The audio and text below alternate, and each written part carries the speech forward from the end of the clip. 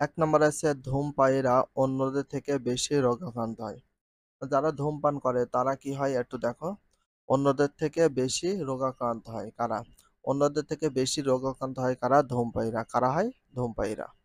২ number, ধূমপায়ীরা কোনো না কোনো রোগে ভোগে, যেমন ফুসফুস ক্যান্সার, ঠোঁট, মুখ, ল্যারিংক্স, গলা, মূত্রথলি ক্যান্সার, ব্রঙ্কাইটিস, পাকস্থলী ক্ষত, হৃদযন্ত্র, রক্তঘটিত রোগ, এগুলো সবসময় কি হয়? ভুগে থাকে। তাহলে ধূমপায়ীরা কোনো না কোনো রোগে ভোগে, সবচেয়ে বেশি ভোগে ফুসফুস ক্যান্সারে ভোগে, ঠোঁটের কালো দাগে ভোগে, মুখ অথবা ল্যারিংক্স, তারপর গলায় ভোগে এবং মূত্রথলির ক্যান্সারে ভোগে, ব্রঙ্কাইটিস সেই রোগে ভোগে, পাকস্থলী ক্ষত হয় এবং হৃদযন্ত্র হয় এবং রক্তঘটিত রোগও হয়ে থাকে। ফুসফুসে ক্যান্সার দেখা দিলে বেশিরভাগ রোগী ৫ বছরের মধ্যে মৃত্যুবরণ করে। তাহলে ফুসফুসে ক্যান্সার দেখা দিলে বেশিরভাগ রোগী ৫ বছরের মধ্যে মারা যায়। তাহলে অবশ্যই ফুসফুসে ক্যান্সার হওয়ার সম্ভাবনা বেশি থাকে যখন আমরা ধূমপান করে থাকি। ৩ নাম্বার দেখো, সমীক্ষায় দেখা গেছে যারা বেশি ধূমপান করে তাদের আয়ু কমে যায়। যারা বেশি ধূমপান করে তাদের কমে যায়। মানে কি পান করলে সবচেয়ে আয়ু কমে যায়? ধূমপান করলে সবচেয়ে বেশি আয়ু কমে যায়। ৪ নাম্বারটা দেখো, যেসব লোক ধূমপান করে না অথচ ধূমপায়ীদের কাছে থেকে ধূমপানের নির্গত ধোঁয়া প্রশ্বাসের সঙ্গে গ্রহণ করে তাদের শারীরিক ক্ষতি হয়। অবশ্যই ক্ষতি হয়।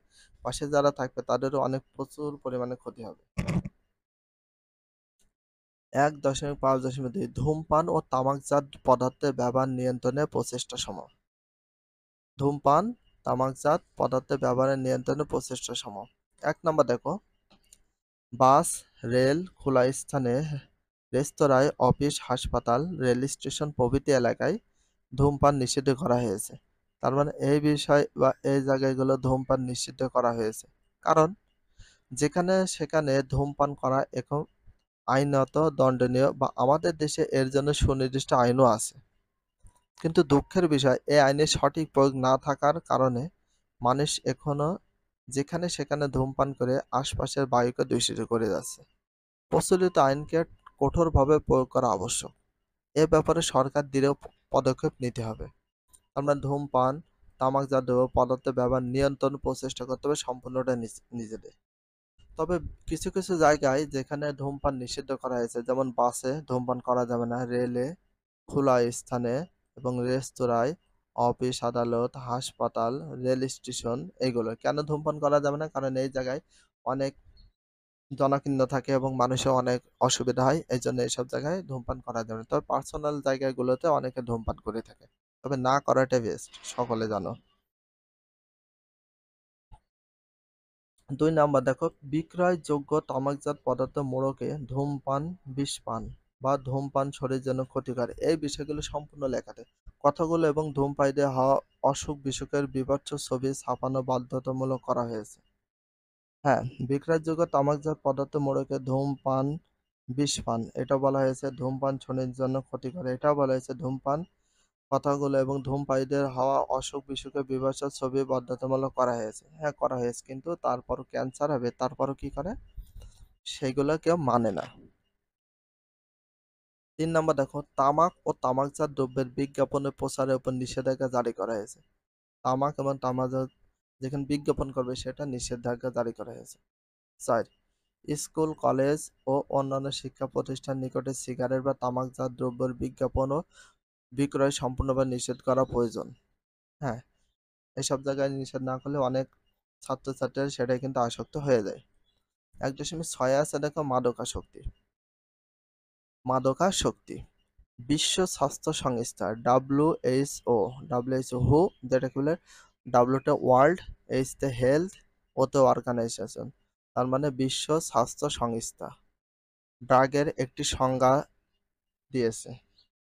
এই সংজ্ঞা বলা হয়েছে ড্রাগ এমন কিছু পদার্থ যা জীবিত প্রাণী গ্রহণ করলে তার এক বা একাধিক স্বাভাবিক আচরণে পরিবর্তন ঘটে। ড্রাগ এমন কিছু পদার্থ যা জীবিত প্রাণী গ্রহণ করলে এক বা একাধিক স্বাভাবিক আচরণ পরিবর্তন ঘটে, এটা বলেছে হু বা ওয়ার্ল্ড হেলথ অর্গানাইজেশন বিশ্ব স্বাস্থ্য সংস্থা এই বিষয়টা বলেছে বা সংজ্ঞা দিয়েছে। ড্রাগ মানে মাদক নয়, তবে ড্রাগকে সাধারণ ভাষায় আমরা মাদক বলি। ড্রাগ মানেই মাদক নয়, কিন্তু ড্রাগকে সাধারণ ভাষায় আমরা কি বলি? ড্রাগ মানে কিন্তু মাদক না। তাহলে ড্রাগকে সাধারণ ভাষায় কি বলা হয়? মাদক। ড্রাগকে সাধারণ ভাষায় কি বলা হয়? মাদক। তো মাদক বলা হয় কোনটাকে? ড্রাগকে। মাদক বলা হয় কোনটাকে? ড্রাগকে। তাহলে ড্রাগকে সাধারণ ভাষায় কি বলা হয়? মাদক। আবার মাদক বলা হয় কোনটাকে? ড্রাগকে। ক্রমাগত ড্রাগ সেবনের কারণে যখন এমন অবস্থা সৃষ্টি হয় যে সে ড্রাগের সাথে মানুষের এক ধরনের দৈহিক বা মানসিক সম্পর্ক গড়ে ওঠে এবং নিয়মিতভাবে ড্রাগ গ্রহণ না করলে শারীরিক ও মানসিক সমস্যা পড়ে, তখন তাকে বলে মাদকাসক্তি বা ড্রাগ নির্ভরতা। ক্রমাগত ড্রাগ সেবনের কারণে মানে প্রতিদিন অল্প অল্প করে ড্রাগ সেবনের কারণে যখন এমন এক অবস্থা সৃষ্টি হয়ে যায়, মানে বিশাল এক ধরনের অবস্থা সৃষ্টি হয়, সে ড্রাগের সাথে মানুষের এক ধরনের দৈহিক ও মানসিক সম্পর্ক গড়ে ওঠে। মানে এতটা দৈহিক মানসিক সম্পর্ক গড়ে ওঠে সেটা না খেলে তারও আরো বেশি সমস্যা হয়, অনেক প্রবলেম ফেস করা লাগে। নিয়মিত ড্রাগ গ্রহণ না করলে শারীরিক মানসিক সমস্যায় পড়ে যায়, তখন তাকে বলা হয় মাদকাসক্তি বা ড্রাগ নির্ভরতা। মাদকাসক্তি বা কি বলা হয়? ড্রাগ নির্ভরতা তখন বলতে হবে। সেটা না খেলে তার অনেক সমস্যা পড়তে হয়, শারীরিক আরো প্রবলেম ফেস করতে হয়। মানসিক এবং দৈহিক ভাবে এমন ভাবে অ্যাটাচড হয়ে গেছে যাতে সেটা না খেলে অনেক সমস্যায় পড়ে যায়, তখন তাকে আমরা বলতে পারি মাদকাসক্তি বা ড্রাগ নির্ভরতা বলতে পারি। ভিডিওটি এখানে শেষ করছি। যদি ভিডিওটি ভালো লাগে চ্যানেলে সাবস্ক্রাইব করতে হলে ফলো করে দিও, তার সাথে একটা লাইক এবং একটা কমেন্ট করে দাও। নেক্সট ভিডিও পাওয়ার জন্য অবশ্যই বেল আইকনটা অল করে রাখো, যাতে নিউ ভিডিও আপলোডের সাথে সাথে সর্বপ্রথম তোমাদের কাছে নোটিফিকেশনটা পৌঁছে যায়। If you love this video please subscribe my channel, like comment share, hit the bell icon for getting next video. So everyone take care, love you, আল্লাহ হাফেজ, বাই বাই।